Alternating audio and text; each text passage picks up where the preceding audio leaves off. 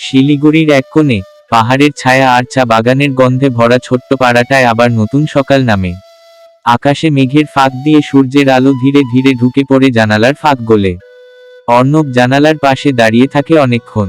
তার ভেতরের মানুষটা যেন আগের অর্ণব নেই।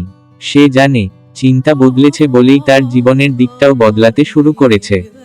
গত কয়েক মাসে কত কিছু ঘটেছে, ব্যর্থতা, অপমান, ভুল সিদ্ধান্ত আর ভেঙে যাওয়া সম্পর্ক, সব মিলিয়ে তার জীবনটা যেন এক সময় থমকে গিয়েছিল। কিন্তু সেই অন্ধকার সময়ই সে বুঝেছিল বাইরের পৃথিবীকে বদলানো তার হাতে নেই, কিন্তু নিজের ভেতরের পৃথিবীটা বদলানো সম্ভব।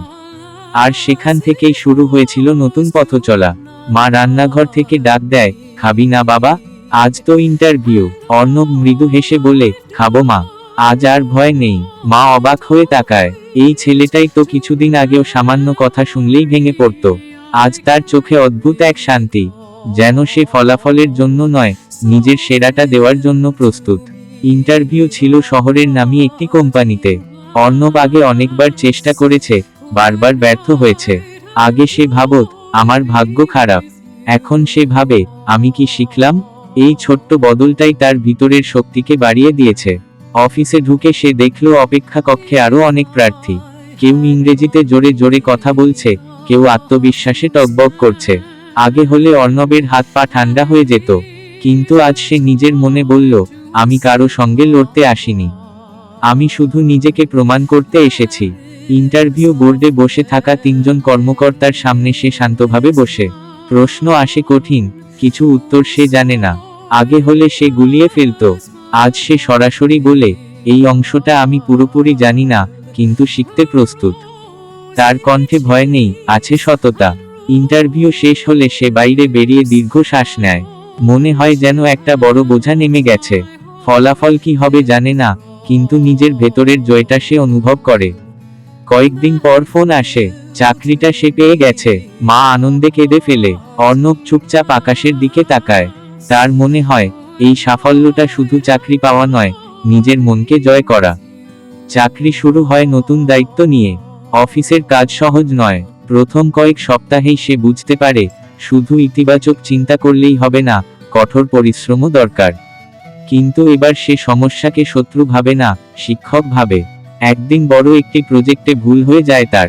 বস তাকে ডেকে কড়া ভাষায় বলেন, এই ভুলে কোম্পানির ক্ষতি হতে পারত। আগে হলে অর্ণব সারা রাত কাঁদত। আজ সে শান্তভাবে বলে, স্যার, আমি ভুল করেছি, আমি ঠিক করে দেব। সে সারা রাত জেগে কাজটা সংশোধন করে। পরদিন বসের মুখে প্রথমবারের মতো প্রশংসা শোনে। অফিসের সহকর্মী রিমা ধীরে ধীরে তার জীবনে গুরুত্বপূর্ণ হয়ে ওঠে। রিমা খুব প্রাণবন্ত, কিন্তু ভেতরে অনেক দুঃখ লুকিয়ে রাখে। একদিন ক্যান্টিনে বসে রিমা বলে, তুমি সবসময় এত শান্ত থাকো কিভাবে? অর্ণব হেসে বলে, আমি আগে শান্ত ছিলাম না, আমি শুধু ভাবনাটা বদলেছি। রিমা জানতে চায়, ভাবনা বদলানো এত সহজ? অর্ণব জানালার বাইরে তাকিয়ে বলে, সহজ না, কিন্তু সম্ভব। আগে আমি ভাবতাম সবাই আমাকে ছোট করছে, এখন ভাবি হয়তো আমি আরো ভালো হতে পারি। রিমার চোখে জল চলে আসে। সে নিজের ব্যর্থ প্রেমের কথা বলে, পরিবারের চাপের কথা বলে। অর্ণব তাকে কোনো বড় উপদেশ দেয় না, শুধু বলে, তুমি যা নিয়ন্ত্রণ করতে পারো সেটা নিয়েই ভাবো। ধীরে ধীরে রিমাও বদলাতে শুরু করে।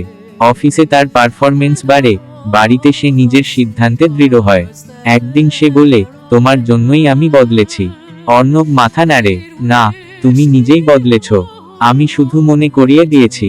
জীবন তখন যেন নতুন ছন্দে এগোচ্ছিল। হঠাৎ একদিন কোম্পানিতে বড় সংকট নেমে আসে। অর্থনৈতিক সমস্যার জন্য অনেক কর্মী ছাঁটাই হবে। তালিকায় অর্ণবের নামও আছে। খবরটা শুনে বুকের ভেতর ধাক্কা লাগে। মার অমুখ, সংসারের খরচ, সবকিছু এক মুহূর্তে চোখের সামনে ভেসে ওঠে। রাতে ছাদে দাঁড়িয়ে সে দীর্ঘক্ষণ চুপ করে থাকে। পুরনো অর্ণব হলে হয়তো বলতো, সব শেষ। কিন্তু এখন সে নিজেকে জিজ্ঞেস করে, এটা আমাকে কি শিখতে দিচ্ছে? পরদিন সে বসের সঙ্গে কথা বলে, কৃতজ্ঞতা জানায় সুযোগ দেওয়ার জন্য। সহকর্মীরা অবাক হয়। রিমা কাঁদতে থাকে। অর্ণব তাকে বলে, চাকরি চলে গেছে, কিন্তু আমার দক্ষতা তো যায়নি। পরবর্তী কয়েক সপ্তাহ কঠিন যায়।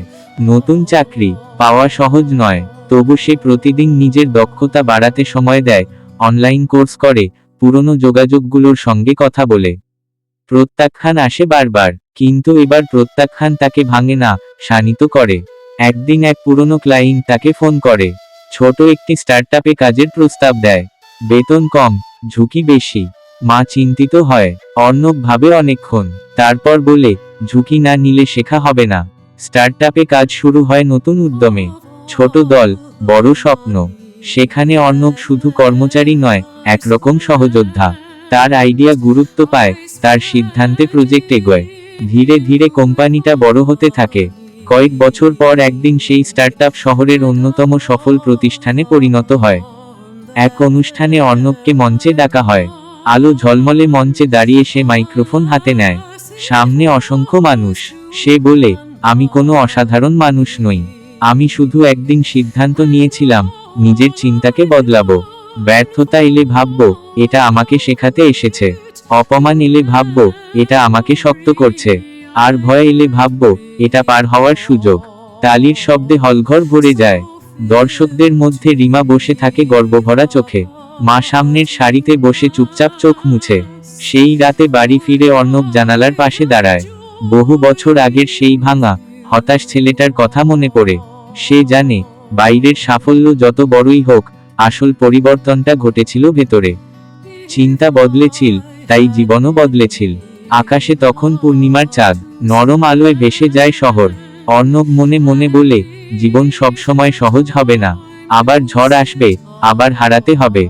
কিন্তু এখন সে জানে, প্রতিটা ঝড়ের মধ্যেও নিজের ভাবনাকে স্থির রাখতে পারলেই পথ বেরিয়ে আসে। চিন্তা বদলালে জীবন বদলায়, এই সত্যটা তার জীবনের প্রতিটি দিনে নতুন করে প্রমাণিত হয়। আর সেই প্রমাণের গল্পই হয়ে থাকে তার বেঁচে থাকার প্রেরণা।